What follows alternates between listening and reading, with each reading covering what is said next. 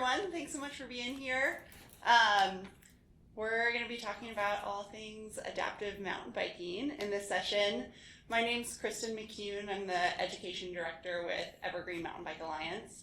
I think many of you are probably familiar with Evergreen, but for those of you who aren't, we're a statewide nonprofit that primarily focuses on mountain biking through three sort of tiers. The first being trail building and maintenance, the second being education, that's skills classes and youth camps all around the state, and then the third is around advocacy for just having a voice for mountain bikers and folks who recreate and want to spend more time on trails. So today we're talking about adaptive mountain biking, which can cover a wide range of bikes and trail users. We have this amazing example of the kind of bike that we're mostly going to be talking about today. So when we say adaptive mountain biking, we're talking primarily about 3 or 4-wheeled bikes, most of which that have an electric assist or are fully electric powered. Before we dive in, I want to introduce our amazing panel that we have here today. And so if each of you want to introduce yourself, say why you're here, and why the work you're doing around adaptive mountain biking is important to you. Hi, my name is Erin Martin. I am an instructor for the Adaptive Mountain Bike program with Evergreen Mountain Bike Alliance and an adaptive mountain biker. I am here because, I don't know if you guys can see, I'm in a wheelchair, and my day-to-day mobility and the places I can go are somewhat limited based on being in a wheelchair. And one of the things that I love about adaptive mountain biking is it gets me off pavement, it gets me out on trails, I can navigate terrain that is really exciting and gives me, get a lot of adrenaline and fun, and really gives me an opportunity to push myself and develop as an athlete in a way that is very unique and exciting. So that's why. Good morning, my name is Steve Reibold. I am the Adaptive Mountain Bike Program Manager at Evergreen Mountain Bike Alliance. I've been with Evergreen for close to 10 years in a variety of capacities, starting as a volunteer instructor, and have evolved to where I'm at today. So I've always been on the education side, and I joke to myself when in the off season, I'm actually an environmental scientist, and I write environmental impact assessments. And so between coaching and working with adaptive athletes and environmental science has kind of been the year-round gig of putting things together. And I came into this by trial and through the adaptive community in a program we ran, and I'll go into a little bit later, but really what it comes down to is access. I grew up in the Northwest, and I feel fortunate for everything we have here. And so 3 years ago when we started working with our adaptive community in our program, access became a passion to me. So we'll get into that in more detail. I'm really excited to be here and tell our story.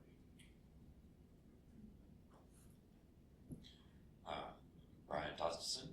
I am a trails program manager with Evergreen Mountain Bike Alliance. I've been part of Evergreen for 9 years. For 8 of those, I was on the trail crew. Started as a lowly builder, worked up through crew chief. My exposure to adaptive riders and adaptive needs was largely anecdotal. I had an adaptive rider approach me at my home trail system at Swan Creek and point out a few choke points that were challenging for him, and he was just requesting that maybe we make a couple tweaks, and he explained a lot to me. And ever since I've had this issue kind of in the back of my mind, and fortunately, Evergreen has picked up and made it a priority, and I'm happy to try and make our trails more accessible where we can.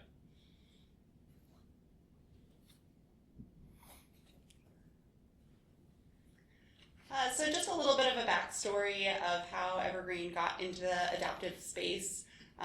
In 2021, we partnered with Outdoors for All, which is a Seattle-based nonprofit that works in adaptive recreation in a variety of disciplines. And they had some adaptive mountain bikes. Evergreen ran mountain bike programs. We tried to figure out how we could work together and build out an adaptive biking program. So we tested and tried some curriculum and ran a few classes. We hosted rides and events. We got some of the trail builders out on adaptive bikes so that they could learn how these bikes actually function on some of the trails. And then it's led to some changes in terms of how we're both planning trails, planning events, and then modifying trails and maintaining them differently so that more riders can have access. And so kind of the purpose of this panel and this discussion today is to share with you all some of the things that we've learned along the way and some of the challenges that we're still facing, and have a discussion on how we can all work together to make sure that more riders can get out on more trails. So we've got some questions for the panelists today that I'll run through, and then we'll leave some space at the end for any questions that you all might have. So kind of kicking it off, in your minds, what creates a positive experience and what specifics are adaptive users looking for on the trail? Erin, do you want to kick it off? So generally, I guess I'll go kind of from general to specific. There's some fundamental access needs in terms of parking, surfaces. So when I say parking, I mean like an ADA parking space with room for my wheelchair, me to get my wheelchair out of my car, room for me to get my hand cycle out of my mountain bike out of the back of my van, and then some sort of surface that's relatively easy to move around on, access to an ADA bathroom so that I can use it if I need to. There's also access to trail maps that are somewhere where I can see and not way up high. I think also one of the things that I love about mountain biking is it fosters this sense of and I mentioned this before, but personal growth and empowerment. And it's something that I can do independently, and having the knowledge and information to do it independently is super important. So what that means is having a trail standard that means I know what to expect when I go to a trail. I mean, the green trails as they are now, green mountain bike trails, some of them are truly green for me and some of them are not rideable for me, depending on what the obstacles are, and we'll get into that later. I also think knowing what the surface is like, knowing what the gradient is like, knowing what the widest point of the trail is, or the narrowest point of the trail is. You can see that my bike is not super narrow, and so I need clearance, and I'm not in a position where I can just hop off my bike and walk around whatever obstacle there is. So having those things to allow me to make informed decisions so that I can pick a trail and say, okay, I need someone to come with me to help, or this is something that I can ride independently. Those are all really important. I'll rephrase the question a little bit, because I'm not an adaptive athlete and I'm an educator, and so we'll look at it from how can I create a positive experience for our athletes. And first and foremost, it's not always about education. For a lot of the times, it's just about riding. Many of us have the opportunity to just go ride a bike. As Erin's identifying, sometimes when we go out, try to bike in a 3 or 4 wheel bike, we get down the trail and we're stuck. So my role as an educator is not just that, it's also as a guide. What do I need to know about the trail? Is the trail wide enough? Do I have enough instructors or volunteers with us to make sure that we can get somebody around those obstacles? And then when somebody's ready to learn, how do we make it the most enjoyable experience possible? When we're on a 3-wheel bike, there's many differences and subtleties. Every bike is different for an adaptive rider. is for a coach as well. And so trying to understand how they work, what each athlete's injury is, what they can and can't do is really important to that experience that we have to provide. And so working with folks like Brian and the trail builders, working with our educators, it's a holistic approach to how we make it a positive experience. But reality, what it comes down to is just providing an opportunity for our athletes to ride, and that kind of component of accessibility, because most of us have it, and I took it for granted, and trying to see how can we make it so that we can all go out on the trails, and it really takes some small changes to make a big difference for accessibility.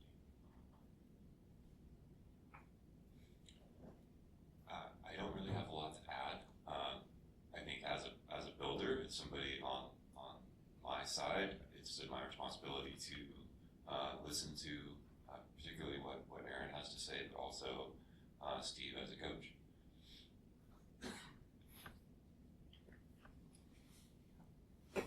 Thanks, everyone. Steve, maybe you can kick us off. How, in terms of Evergreen specifically, like what have we done to start to address, like creating that really positive user experience? Like what's worked well there? I'll kind of tell our story. So, as Krista mentioned, about 3 years ago, we started a partnership with Outdoors for All. And they came to Evergreen and said, hey, we have these athletes who want to ride mountain bikes on your trails. So we started at Duthie Hill Mountain Bike Park in Issaquah. And I'll start from the beginning. It has been a positive evolution of trial and error, and continues to be. We start in the central clearing at Duthie Hill. The reason we did that versus starting in the parking lot is that at the time our bikes could get about 50 yards down the trail before there's a boardwalk that they couldn't get through. So we spend a huge chunk of time just getting our athletes into a central clearing area, opening a gate, driving down a road which is not public or is gated. The first time we went out there, we got really excited, and then our athletes are, where's the accessible bathroom? I never thought about that. So what did? We brought in an accessible bathroom. At the time, we had one trail that we could ride, and it was a portion of a trail. It was boot camp. Who's ever ridden boot camp before in Issaquah? It's one of the most fun trails in the world, and it's a green trail. But only half of it was accessible at the time.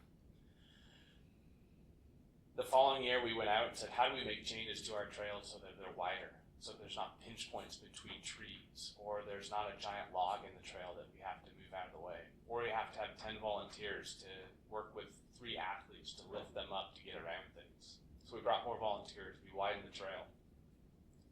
We started adding more programs. We started with a beginner, and then we had athletes like Erin, who was in our first cohort, which is exciting to see her now as a coach, kind of evolve as riders and as athletes, and really being ones to coach those who are coming up through the program. And then the last thing we've really been doing the last year is we said, how do we make more of our trails accessible? So we started developing, we went out, inventoried most of Duthie. I'll give a shout out to Trail Boss. I have this nice tool which I have a mark on, and I walk down the trail with marking tape and say, how do we make this wider? Where are the pinch points? And we'll go into a little bit more detail about what an inventory looks like. But from there, working with Brian and folks like Sean out at Duthie to spend the time, which is inordinate, to make a trail accessible. And we started doing that. So I think we're up to about 6 different trails which are now accessible out at Duthie in their full length, which is really exciting. We keep some of the challenges in there, and we'll show some of the photos later. But the next step for us is really how do we scale our program so it's statewide. We can do it one place, and I think the most challenging part that we have is we have so many people who are excited about this kind of community and the process that we're working through. And the last thing that I want to do, and I don't want to, and working with trail builders, to have different things happening in different systems around the state. So really trying to figure out how do we scale this so that we can do it at a max level for accessibility. So folks like Aaron can go anywhere and know that a green trail is a green trail, or a black trail is a black trail.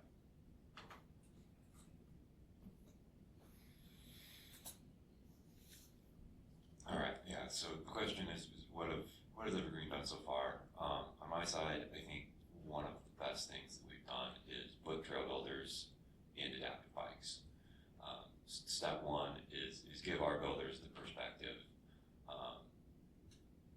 and really help them understand that thing that you've ridden or you've walked past 1,000 times is a real obstacle for somebody. Even if it's just a little bit too narrow, it can be the difference between being able to ride a whole trail or not. So obviously we've been working with Steve, coaches, to tune up the trails that we can on more or less a maintenance basis. And then for the last trail project that I designed and built, the trek to Holly near Bonnie Lake, I went into the construction process after we had begun this process. So I had the perspective in my mind that a lot of these new trails can be accessible for these folks with almost no change to the actual plan. A little bit of backstory is some of that place was pretty heavily overgrown, and I knew I was going to be machine building a few trails. And so maybe a lot of us trail builders might, because we're building a mountain bike trail, go with the smallest machine possible and try to build the narrowest trail because we have to build single track for mountain bikers. Fortunately, with enough experience, I've realized that exploding a corridor sometimes is okay. So I went through and made things really wide in hope that the corridor would stay wide. Nettles and blackberries grow real fast, and they will take over a trail in a month if you build a really narrow trail. So one priority was to make it wide enough that it stays wide for everybody, but also knowing that there's a whole group of riders out here that will benefit from leaving the trail tread 4 feet wide and making my corner radiuses a little bit larger. And so we just kind of went in and where we could, left it wider and made bigger radiuses. We might have fallen a little short on the corner radiuses. I had a ride through with a local adaptive rider earlier this week, and he kind of pointed out a couple that we could fix. But actually, that was one of the best experiences I had at Tahali. Was we weren't even finished with the project, and a local adaptive rider and his friend found it, and were really excited that they could use it. And I was having a very challenging time. The property owner at the time was pretty adamant about keeping public use closed as long as it was under construction, and I really couldn't beat these guys away with a stick. They were so excited. They were coming out. They were constantly giving me feedback. Oh, this is great. This is great. This is great. I can't believe I can ride this.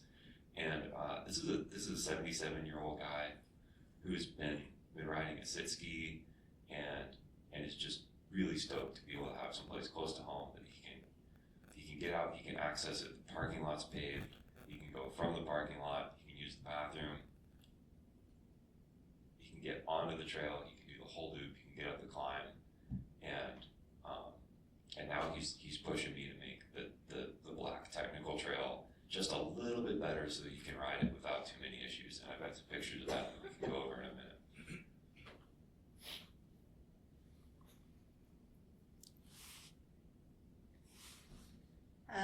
Well, while we're talking about the bike and its experience on the trail, Erin, do you want to kind of give us a rundown of Sure. your bike? Sure, yeah.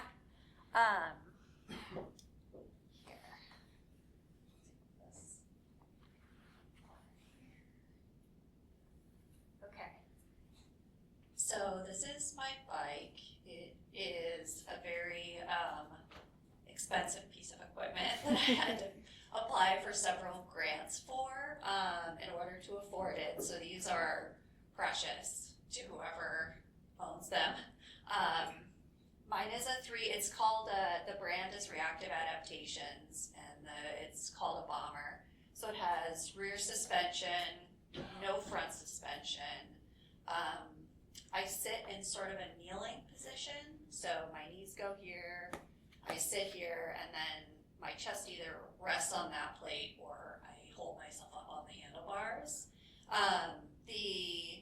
I can pedal down here and then steer up here. If I'm pedaling, I have a little bit of steer function with the chest plate here.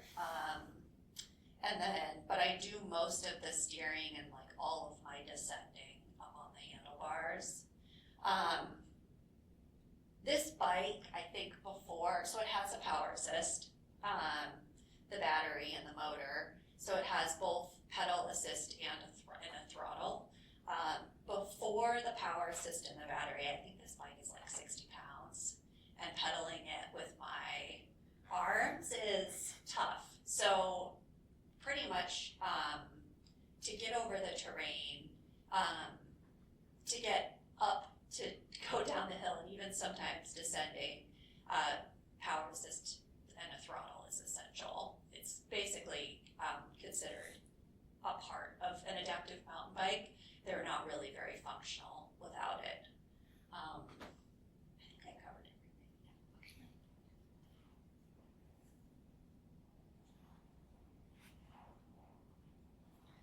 Thanks for the tour, Erin.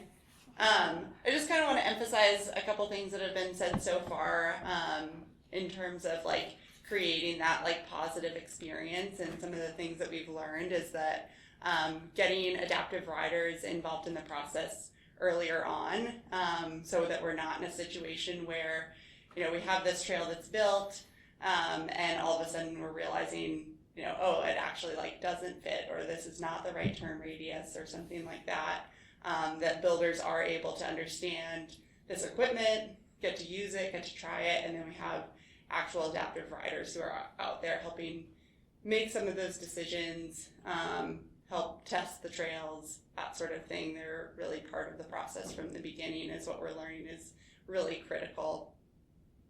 But you're also hearing that there's a lot of challenges to increasing accessibility on trails.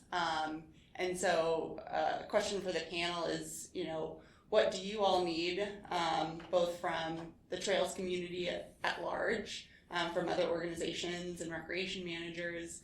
What do you need to do your jobs better to increasing accessibility on the trails? And Brian, let's start with you. I have your photos if you want to give us a tour of your photos.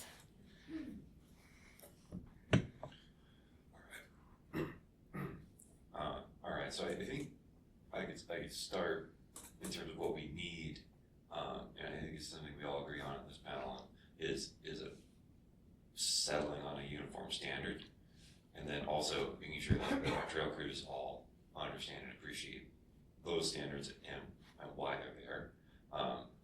And so the pictures I brought with, this is from our ride through earlier this week. This is Jim. He's been kind of my personal cheerleader out at Tahale. This trail is a legacy trail that existed back before Tahale was Tahale, when it was still the Victor Falls riding area. If any of you have been around long enough to have heard of Victor Falls, it was popular for mountain biking, moto riding, I guess bonfires, etc. So if you're from Pierce County, you might have been aware from it. So this is an old trail. It's a moto trail. We've kind of claimed it. This log roll has been there as long as I've been aware of this trail. But as he came down, he just pointed out, like, this isn't a very big log roll for you and me, but because of the wheelbase on the bike and the lower center of gravity, unless he basically comes in and like it's full send and catches air over it, he's almost certainly going to high center on it. And the fix here is really easy, because we can just add dirt to the backside of that log so that it's not a sharp drop. And then it becomes something that he can roll, and your typical mountain biker is still going to just jump it, or they're not really going to miss the experience of like having a sharp drop on the back of it. So in this case, the fix is pretty easy. Like, we can scrape all the ivy and salal off the side of the trail, just make that a little bit wider, and smooth it out. Nobody really loses, but he has a lot to gain in this particular scenario. this one is a great example of a maintenance issue that I hadn't really noticed that he pointed out to me. I built that bridge about 2 years ago now, I guess, and the circled area used to have rock cribbing holding a bunch of dirt in place, and at some point somebody knocked the rocks out, and you can actually see it just above the round circle. Like you can see one of the rocks that they kicked out, and he came in and was like, if I drop my wheel in that hole, it's going to get really ugly for me, and somebody's going to have to pull me out of that creek. So sometimes it's just paying attention to little maintenance issues, and making sure that like the bridge is wide enough, the trail is wide enough, but that hole could be a serious hazard. This is just past the bridge, and I didn't think this would be a problem for him at all. And you can see that the angle that he's leaning in relation to his bike is actually pretty severe. So like the fix on that one, he pointed out, is just opening up the back slope a little bit, make the trail just like I think maybe a foot wider. He didn't ask for much, just enough that he can be a little bit flatter without threat of rolling. And again, this section right here, you can't see it, but it's actually pretty exposed. The creek crossing where the bridge is pretty shallow, but it turns into a pretty open ravine in this area. So I think mentally you feel more exposed. It's an easy fix. This is also a place where Jim and I had a conversation about the center of gravity of different adaptive riders. He's an amputee, so all of his weight's up high, even being low in the bike. And he pointed out there are some people that are sitting with their legs forward that have a little bit more weight load, that are a little harder to roll over. But broadly speaking, you just want to consider that everybody's center of gravity is a little bit different, and you just want to make sure that they're stable. And speaking of rolling over, that very small chunk of an old stump was buried under leaves on our ride, and he hit that at a pretty good pace, not expecting it, and it was enough to toss him over into the ferns. So here he is getting back into his bike after his riding partner Jeff and I helped ride the bike and put it back in place, and it wasn't a problem at all for him to get back in his bike, but rolling himself over is a big challenge, and it's something that he needs help with. So like sometimes it's something that none of us really think about, and it's a really easy fix. We can come by with a folding saw and get rid of that in 30 seconds. And then this root section is actually something that he kind of likes, but in this case it's right ahead of a bridge that he needs to line up for. And so the perspective that Jim shared with me on this, like this would be a fun section if I didn't have to line up for a bridge that's only a little bit wider than my chair right after it. So sometimes it's the placement of something like this, and this is where the feedback from actual adaptive riders is really helpful. Standards are great, but in this case, like having a rider say, this is fun in some places, this is really sketchy in other places, is really valuable to builders. And here's a flow trail that got a little bit overbuilt, and yeah, you can see the camber on this changes pretty quickly, and he's got his hand out against that tree, keeping himself upright, and it's one where we were kind of having fun with the shapes, but it could also get reshaped really easily. It won't be a big project, and it will make it better for him, and won't diminish drainage, and it can still be fun for everybody. So we're going to plan is just make that wider and flatten out that exit a little bit so it doesn't rock him back and toss him off his bike. And this is another great example of where the trail crew during maintenance needs to pay attention and be aware of all the users. This tree was actually cut out by volunteers, but volunteers with the headspace of we're going to keep our single track. We also happen to have the issue in this park of some ATV riders that are holding on to what they have possessed as their property for a long time. So some of it is kind of an attempt to try and choke down places for ATV users. But in this case, he's like otherwise perfectly rideable trail for him. And now there's just a choke point that maybe he wasn't there last time he rode. So trying to be aware of that sort of stuff is really important for us.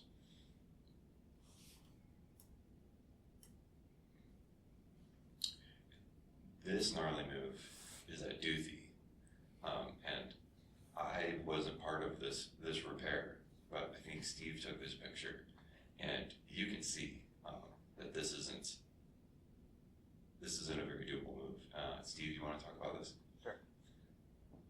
So this is a big a route feature going uphill, and as a coach and also as a scientist, the first thing I think of is, okay, how do we get through it? And the second thing I think about is, if I cut this route, is the tree going to die? Unfortunate. I know the county forester in King County is a good friend of mine, so every time I think about cutting any part of a tree, I call him up first to take a photo and say, hey, if we cut this, what'll happen to the tree? So know your foresters; they're your best friends. And, but in this feature, I want to quickly mention Erin's bike. She says it's expensive. I want folks to understand how expensive it is. That's a $15,000 bike, and that's the low end of an adaptive bike. They're anywhere from $12,000 to $25,000. This route feature, 2 years ago, one of our adaptive bikes the cable had managed to shake loose and go underneath the frame. And as Brian talked about high centering, the bike high centered, cut the electrical cord, and took the bike out of service for a complete year. So when we talk about the importance of trail access and something as simple as high centering, this is an area where it had a huge impact to our athlete. He was off his bike for a long, long time. So we've since cut this route. However, we've left it so it's still a challenge. It is not. This was once almost nearly impossible to ride. Erin cleared it here, but it's still challenging, and we'll talk about the importance of keeping things challenging and not just simplifying them. Again, this is another feature, a choke point or pinch point, narrow constriction. This is an area at Duthie Hill where you have the option of, can you go around these two trees, or do you leave it where it's at? And this athlete Julie, who's a wonderful individual, it's fun watching the athletes troubleshoot and how they get through it, and we're there to support them. So we left this. It would probably be, this is a green trail, this is probably a blue feature for an adaptive athlete. And this is the area where I want a trail section at Raging River. I want to talk about this, is that this is an updated section of a trail.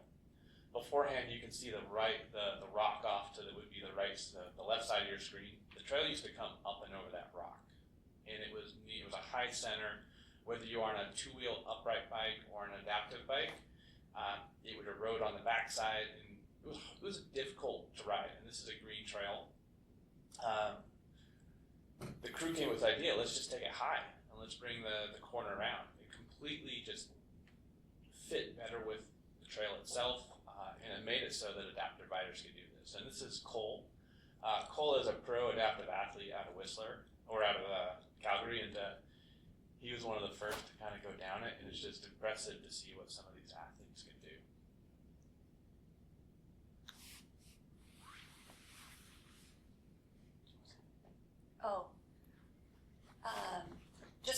I want to talk a little bit about some of the challenges to increasing accessibility on the trails. I think from my perspective, there is, if adaptive trails don't exist, adaptive riders won't ride them. And there's this cycle that sort of exists with accessible spaces, where if spaces aren't accessible, you don't see, there aren't people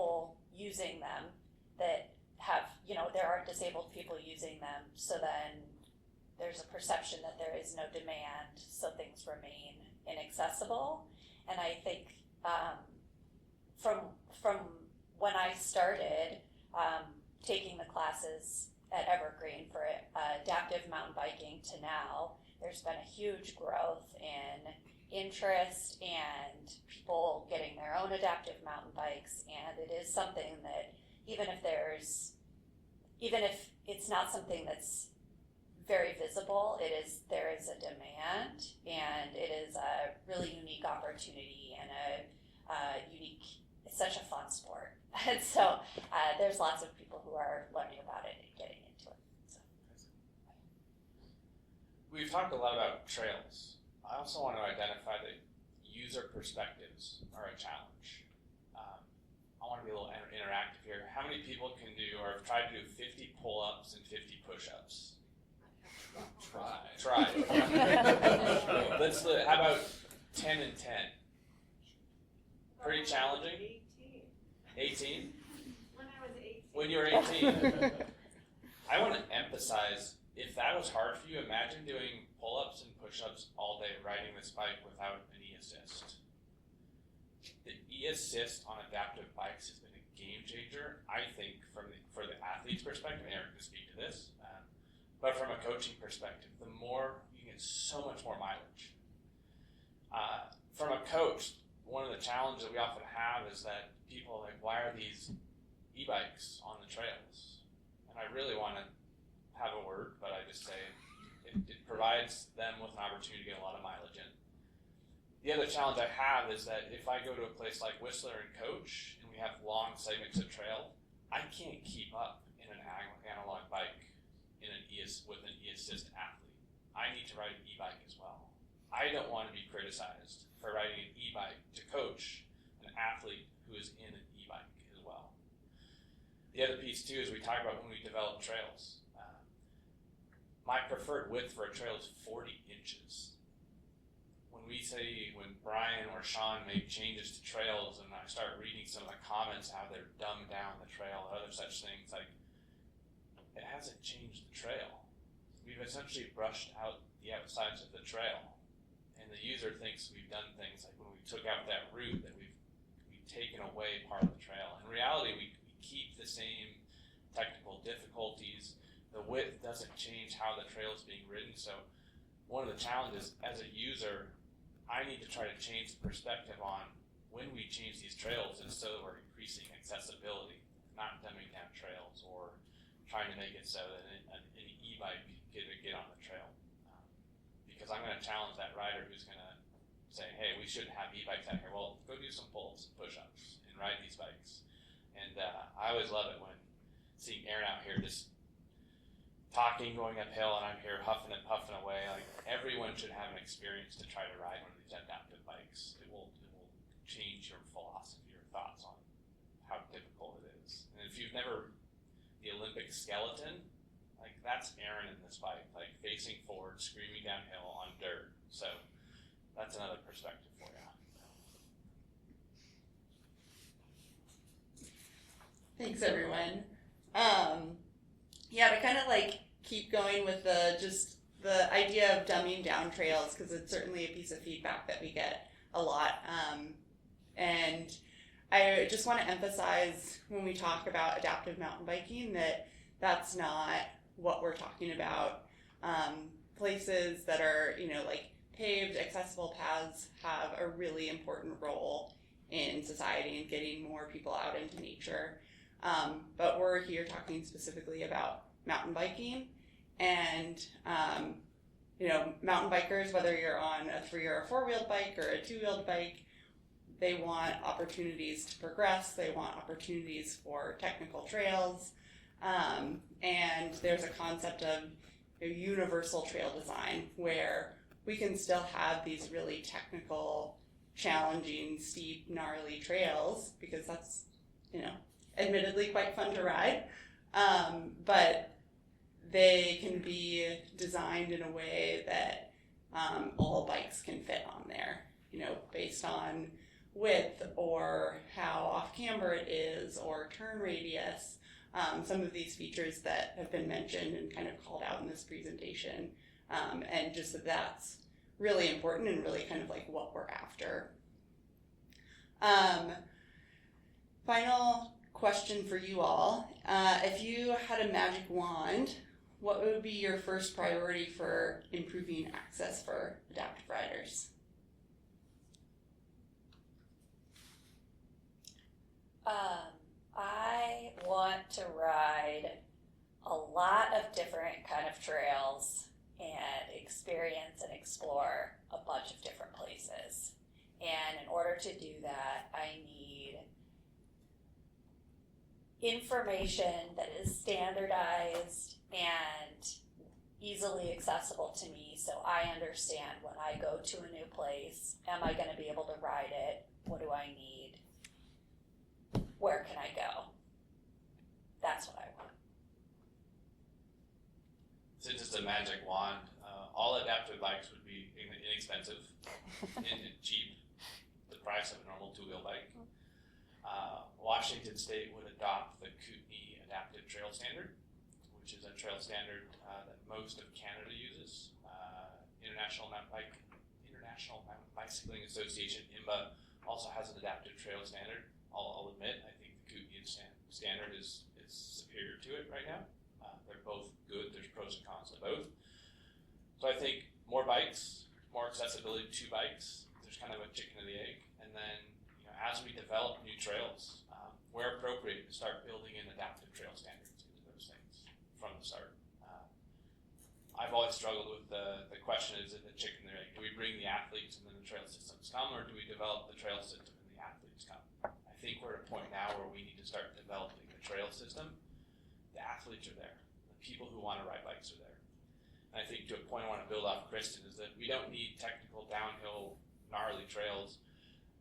We often just need a flat trail, because most athletes, we all started riding on a road. When we start riding our bikes, we need an easy trail to ride on. And as a coach, I always think about maximize skill in minimum terrain. So maximize skill in minimum terrain. I just need a road or a big open area to coach in to start, and then we go to the trail.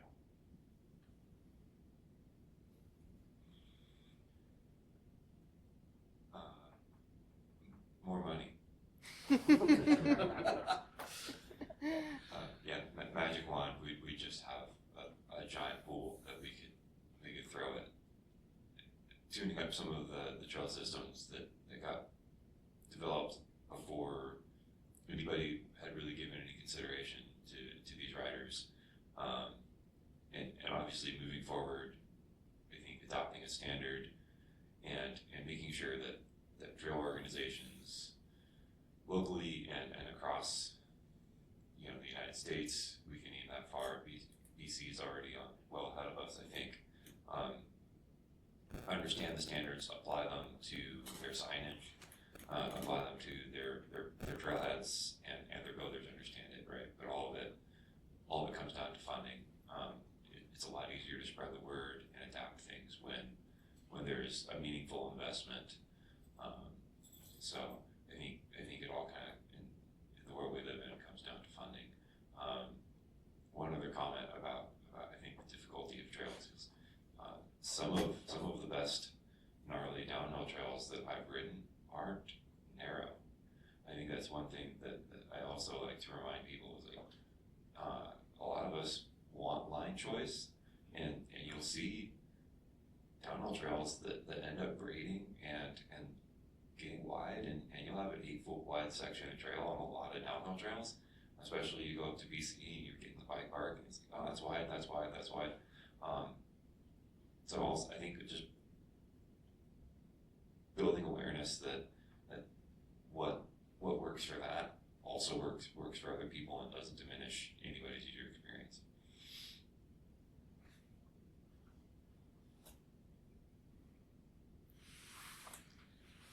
So, there's obviously a lot of challenge that goes into this work in creating trails that are accessible to more people.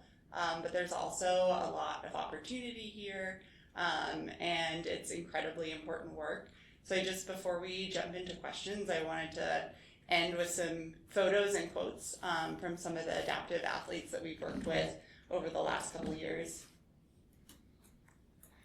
Adaptive mountain biking has given me so much joy. Oh no.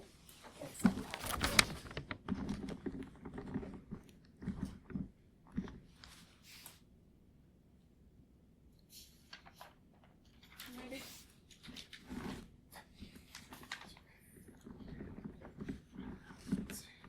Something got bumped. Is that connected?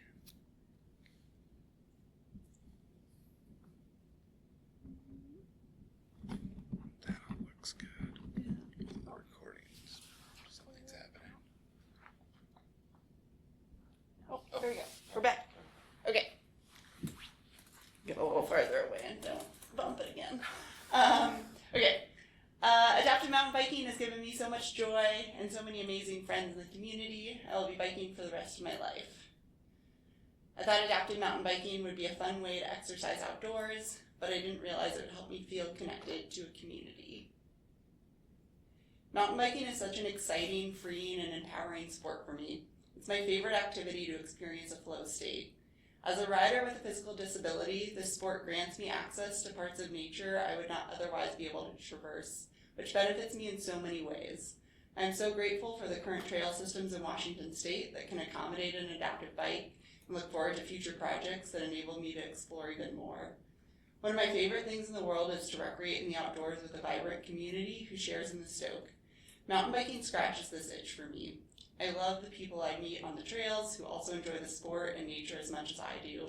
There's nothing better than going on a group ride with a mix of disabled and non-disabled riders. Accessible trails and adaptive mountain bikes level the playing field for everyone. I've been on a journey to find a summer sport when I can't sit ski, and mountain biking is all new to me. As I learn how my equipment works with my body and continue progressing my biking, I'm finding so much shared joy within the aMTB community. aMTB is giving me new ways to reach natural spaces that are harder to get to as my disability progresses, and is a reminder that anyone can and should be an athlete. Mountain biking lets me be part of the Pacific Northwest's amazing outdoor culture that for so long I felt excluded from. As much as I am so incredibly appreciative of all the progress towards creating accessible parks, my experience with nature was confined to carefully constructed paved trails and visitor center. Mountain biking changed that. On my bike, I get to have my own relationship with nature. I get to be in nature instead of next to it, and experience its challenges and beauty, and the freedom and fear that attracts so many of us to the outdoors. Mountain biking has given me community and connected me with adaptive riders in places like the White Rim, where I never thought I would get to go. So thank you all. Huge thank you to our panel.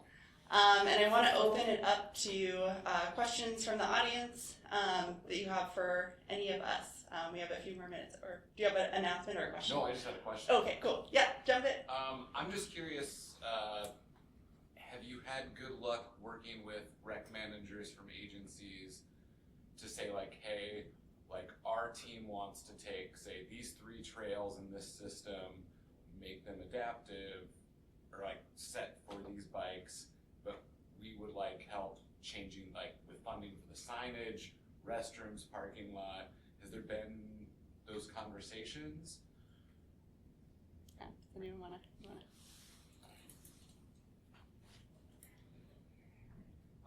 Yes, those conversations are actually generally really positive. I think most line managers are interested. In this case, Pierce County Parks, because Holiday is so close already, is working with us currently on trying to. In fact, we have another meeting later this month. We're trying to make sure that we have a careful assessment of everything, and we're going to apply the community standards, and we're working on getting signage updated. The King County Parks obviously has been really cooperative in supporting us in that effort at Doothy, and these are conversations that we've started to have with other land managers, and everybody wants to be involved. And I think the next step is making sure that we're working with partners to write some new grants and explore some new opportunities to make sure that we can job well. I often defer to the trail crew, but I will say it's hugely improved. There was a time where it'd be like, what do you mean I can't put a sticker? What do you mean I can't move this route? And then it's changed. And so it's been fun to see that evolution. And I think the standard across the state would be a huge benefit to helping land managers across all different agencies address that. Can the bike go in reverse? Yes. I just grab the wheels and pull them to reverse. Oh, okay. Super high tech. Curious, what's the highest step you can get up over your bike? Like, is it 6, 8 inches, 3 inches? Oh. And I'm like on an uphill grade. Yeah. Do you want to time? So as an educator, on the side of things, as I mentioned, every bike is different. Generally 8 to 12 inches is the highest uphill feature we can go up. Just because, for example, this bike,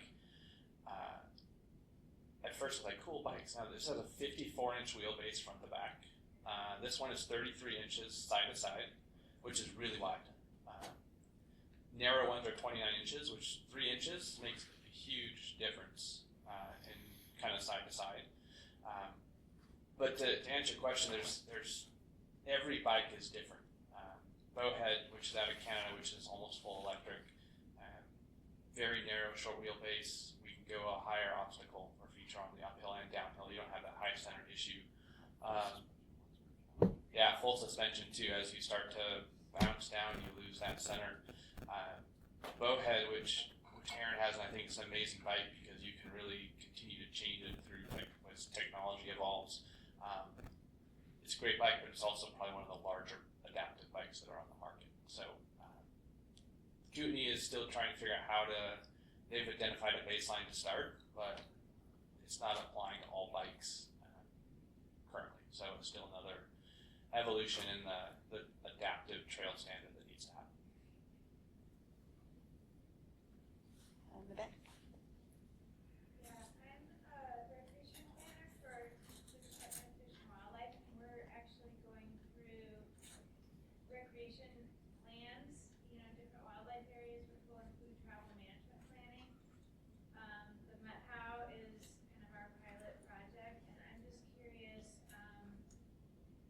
like how to engage, maybe potentially like have our trail system looked at from an accessible and adaptive perspective, if there, if there's an organization, I mean, Aaron, I know you spend time in the Met-How, but yeah, just like how would we go about doing that for our different wildlife areas and get some education out there also. I love your quote too from Cece. I think that could be really useful just to show from a fish and wildlife perspective that it's just not about like training for races, that it's about getting people out there recreationally to appreciate the outdoors and wildlife, things like that too. Yeah, absolutely, and that's a great question that honestly we're trying to figure out a bit as well. We're kind of learning as Evergreen and as the trails that we're building and like directly involved in, utilizing athletes that we know and our builders that are learning, and kind of leaning on those Kootenai standards which are available online, talking to that organization. As far as I know, and folks can correct me, there are starting to these trail consulting companies are starting to pop up that have expertise in there. There's one in the Teton Valley, Dovetail Consulting, that's worked with the Central Oregon Trails Alliance on some consultation and trail assessments and such. I don't know if there are other organizations that you... No, Dovetail Trail Consulting is the biggest one in the U.S. and they actually did work for aMTB, IMBA, sorry. Yeah, I'd also be happy to chat with you more about what Evergreen can do out there. So There's a woman back there. I don't know if you can see her. She's been. Yeah, so